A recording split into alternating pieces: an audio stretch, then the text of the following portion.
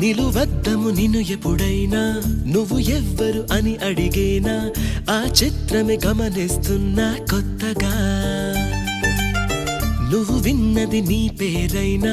నిన్ను కాదని అనిపించేనా ఆ సంగతి కనిపెడుతున్నా వింతగా